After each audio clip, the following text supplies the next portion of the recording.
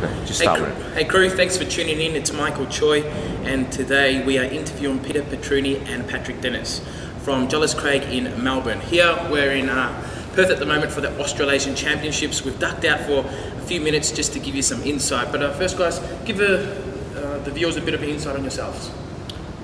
After you, Patrick. Thank you, Pete. I've been in the industry 16 years. I've been with Jellis about 9. Yep. Been auctioning for about 7. Beautiful. So, yeah, love it. Well experienced. And Pete, yourself? Well, I started in real estate in 1969, so you can do the math on that. I still feel... When he was 1? I still feel energised. I love the job, and yeah, it's an exciting industry. Beautiful, and both coming from one of the most reputable brands in Australia, so really fortunate to hear from these guys. There's going to be viewers that are really experienced and not so experienced. So for the beginner's sake, what advice would you give to them starting their career, given your experience? I think the best thing to do is talk to as many different agents as you possibly can from all areas of Melbourne or Australia, and go to as many conferences and take as many notes and lap up, be like a sponge, just get as much information as you can. Yep. And you apply, I think, what fits best to you. What fits best to you, and I suppose your market as well. Absolutely, yeah. And what advice would you guys give, say, rising star, someone that's on 400 or 500 gross? I think you've got to have the confidence in yourself to take the next step. It's very hard now to do everything on your own. The pace of life is getting greater every year. It is. It's getting quick. The technology is increasing every year. Yeah. So you need help. I mean, whilst you might be good, you need to have also a good company background. You need to have a good administration team with you. For you to go to the next level. Yeah, so assistance. Yep. You must do that, otherwise you'll be just crawling around. You can't do it all. And you know, if you keep doing what you're doing, you'll keep getting what you've got. That's it. More of the same gives you more of the same. More of the same. I like that one. Yeah, it's good. You can use it. And in established agents, what advice would you give established agents, people that are 500 plus? Well, look, I think that you don't try and make it too complicated, Michael. I think you can't beat hard work, and success leaves clues. So I try not to complicate what I do. Pete and I were talking about business plans coming over here on the plane. My business plan is on 1 page. Yeah. And I just try and stick to that. Yeah. You just can't beat hard work. So you've got to put in the hours and the phone calls and all that type of stuff. And sometimes it's tempting to take some shortcuts, but I think there's no silver bullet in this business, is there? Well, I've never had a business plan, and I don't want to sound arrogant about it.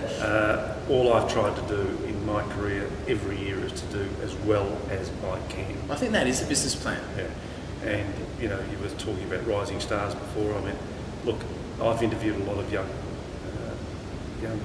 kids that want to get into the industry, and I've tried to help as many as I can.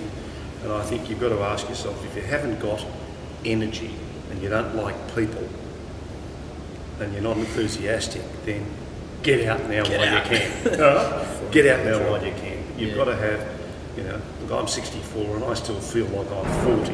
Yeah. You must have really good energy. Yeah. And it's got to be infectious. You've got to really want to be in this industry. Yeah. You've got to have the passion for it. Yeah, you've got to have passion, that's right. Yeah. I think you've got to be able to pick yourself up, because the highs are high and the lows are low.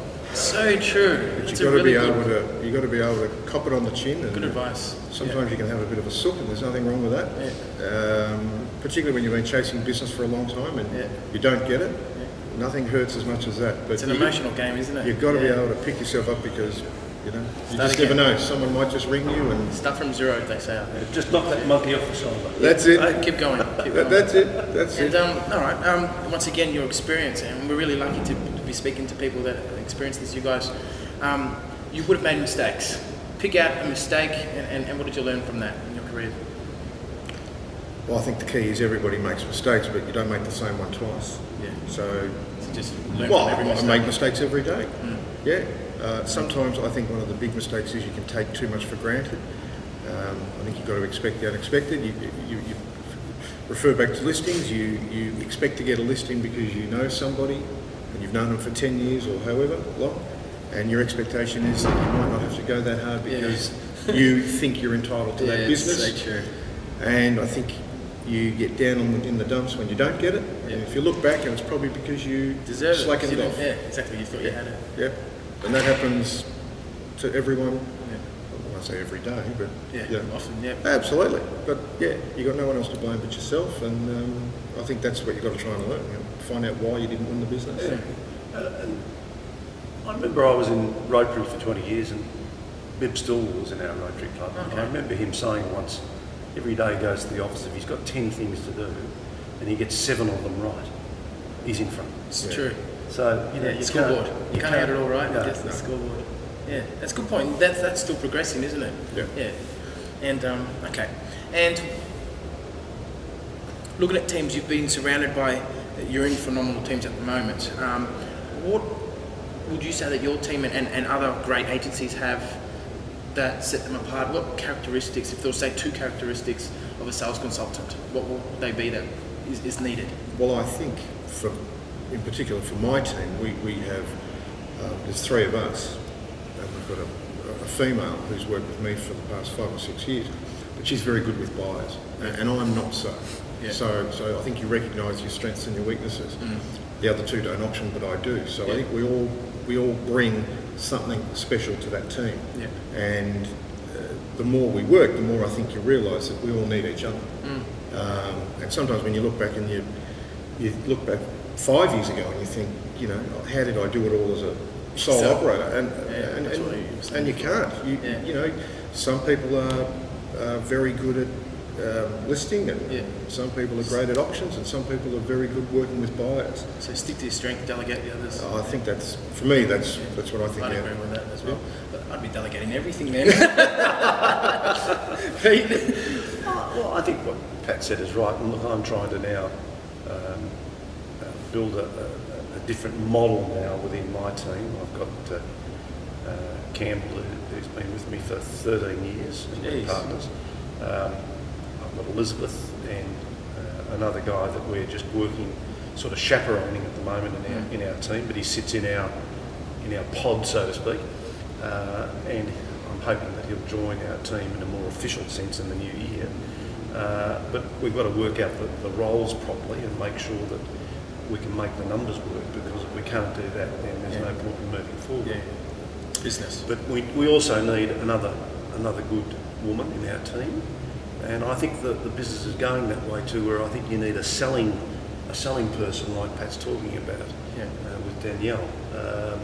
You need someone making referred sales, because we're a bit unique at Jellis Craig. We can sell anything the company's got for sale. There's no restriction, nor between offices. So you know, you've got a very wide opportunity there. If you have a buyer style, and if you've got a buyer's advocate, so to speak, working within your team, I think that can increase your business by another 20 or 25%. Oh yeah, pay the wage plus, and then get heaps of listings from it and just flow on. Yep.